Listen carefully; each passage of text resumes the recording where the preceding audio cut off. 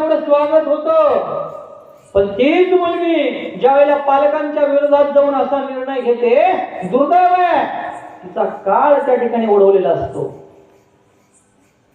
पण एक लक्षात घ्या, मी नेहमी सांगतो, तू काली बन, दुर्गा बन, लेकिन बुरखेवाली मत बन. काय परिस्थिती, स्वातंत्र्य नाहीये तिथे. खोट्या प्रेमापोटी आमच्या भगिनींना फसवलं जातं. लव जिहाद सारखं त्या ठिकाणी षडयंत्र रचलं जात आहे आणि बळी पडतात आमच्या भगिनी खोट्या प्रेमाचं आमिष दाखवून.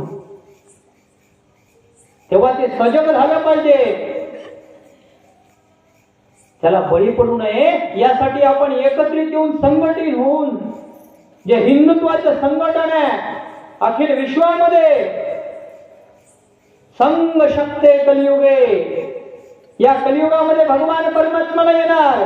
परमात्मा यायला फार अवधी आहे, पण परमात्म्याने स्वतः सांगितलंय की मी प्रत्येक युगामध्ये येतो, पण आजच्या स्थितीला संघ शक्ती कलियुगे, संघाची शक्ती तुम्ही जोपर्यंत संघटित होत नाही तोपर्यंत या ज्या चुकीच्या प्रथा आहे, चुकीच्या गोष्टी समाजामध्ये घडतायत त्या थांबणार नाहीत.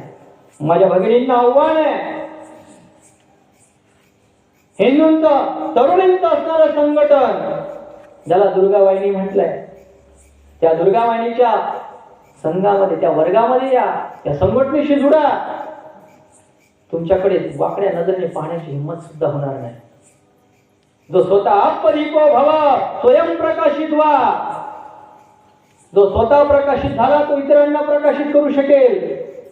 तुम्ही जुडा तर सही. अखिल विश्वामध्ये एवढे देश आहेत, मुस्लिम राष्ट्र, हिंदू राष्ट्र एकमेव हे, पण तरी सुद्धा त्याला विरोध आहे.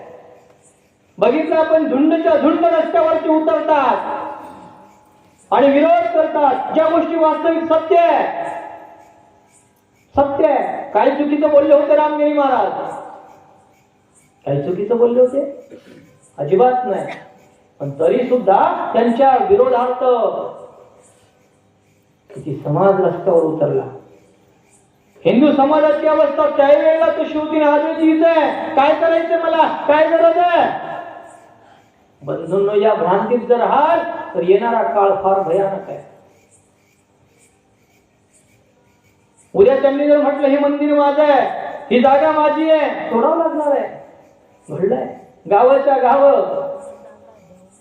वपुने त्या ठिकाणी ताबा दाखवला, ही माझी संपत्ती आहे, तुम्हाला सोडावं लागेल. हीच परिस्थिती काश्मीरमध्ये असणाऱ्या पंडितांना होती, भ्रांतीत होते. देश म्हणजे त्या ठिकाणी नुसता भूभागाचा तुकडा नाही, ज्याची नाळ तुमच्या संस्कृतीशी जुळलेली आहे आणि ती संस्कृती आपली फार प्राचीन आहे. संस्कृती सबकी एक चिरंतन, खून रगों में